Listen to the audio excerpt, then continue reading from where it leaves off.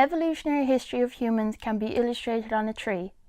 Branches that don't reach the top represent extinct failed species of hominin, while other branches represent species which flourished and eventually evolved into the present-day modern human.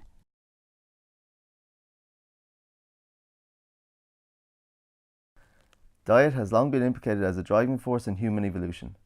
Changes in the type of food consumed and the manner in which it was procured have been linked with increased brain power and the emergence of bipedalism. One of the most reliable indicators for early hominid diet are teeth. Teeth are easily preserved and can be utilized in a number of ways, one of which includes microwear. Microwear describes a study of the microscopic scratches and pits left on a tooth surface by different foods. Tough foods, such as insects and leaves, are sheared through the sharp crests of the incisors and canines, whereas hard brittle foods such as seeds and nuts are ground down through the planar surfaces of the molars. The other indicator derived from teeth are stable carbon isotopes.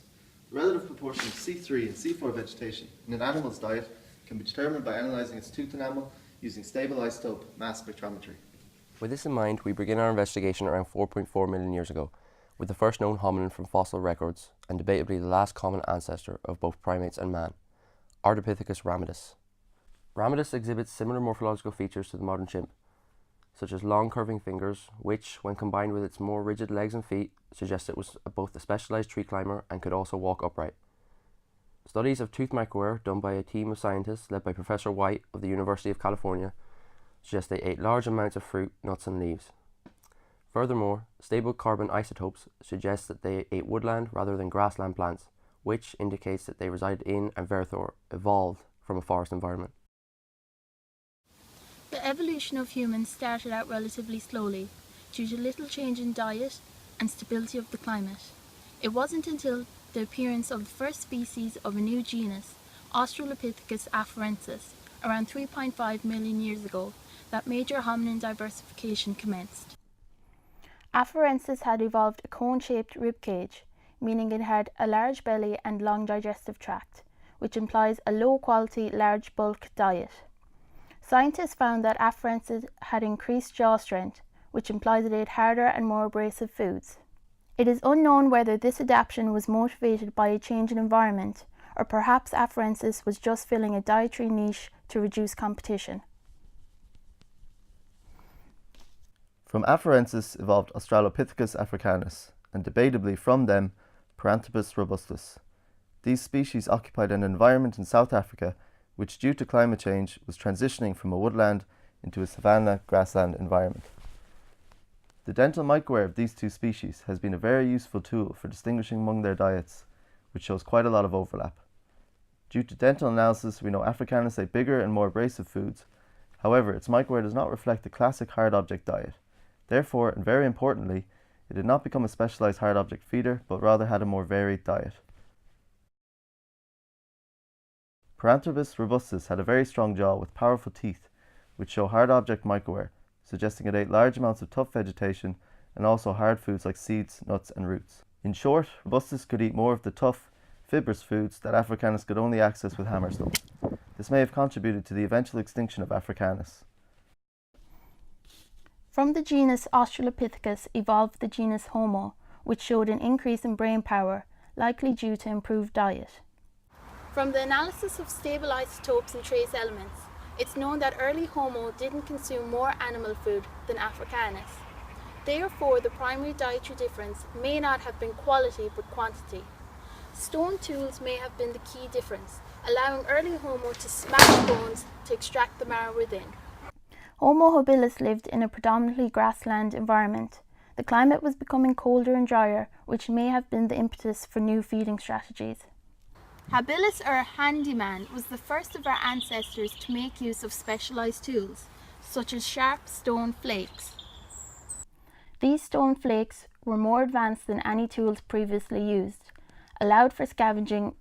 They gave habilis the edge it needed to prosper in environments previously thought too hostile. Homo erectus may have evolved from habilis and is believed to have been the first hominid to leave Africa. Around 700,000 years ago, there was a significant increase in large land animals in Europe as they spread from their home. It's believed that erectus followed these animals as they radiated from Africa.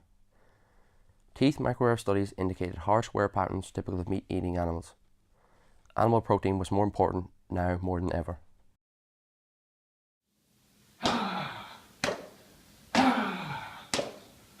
Oh, hello there. You just caught me practicing my spear lunges.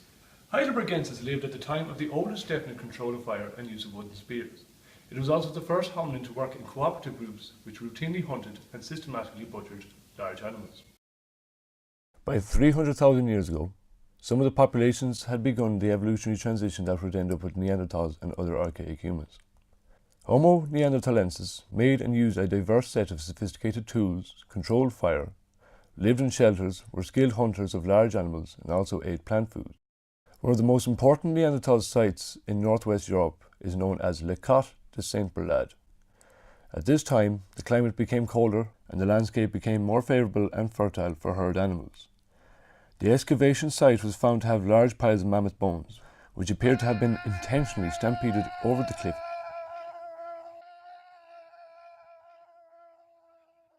and butchered.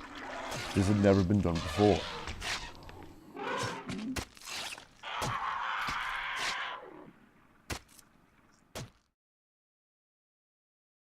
Another Neanderthal site is in Gibraltar, known as Gorham's Cave. Many charred muscle shells have been found there, indicating that Neanderthals harvested, cooked and ate them. Rather horrifically, at a cave site in southern France known as Moulin-Garcy, there was evidence of cannibalism. There were 6 butchered carcasses of Neanderthals among those of red deer and goat. Their bones contained cut marks where a shoulder had been severed from the torso. An Achilles tendon had been sliced through. A tongue had been cut out and the thigh bone had been smashed to obtain the marrow within. This efficient job of butchery was most likely instigated by hunger, in which the group seemed highly unlikely to have died natural deaths.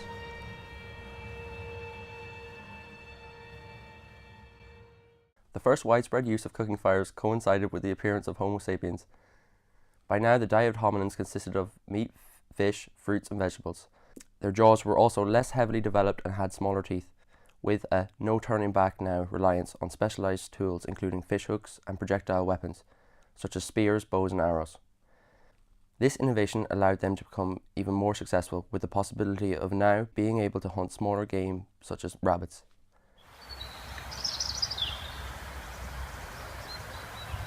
Within just the past 12,000 years, our species made the transition to producing food and changing our surroundings. First, they established small villages. This agricultural revolution transformed Earth's natural landscape, first locally, then globally. Humans invested more time in producing food. They settled down. Villages became towns, and towns became cities. As more food became available, the human population increased dramatically.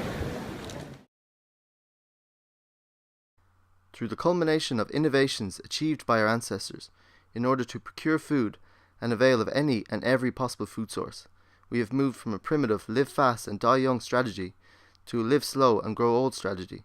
This has undoubtedly helped make humans one of the most successful organisms on the planet today.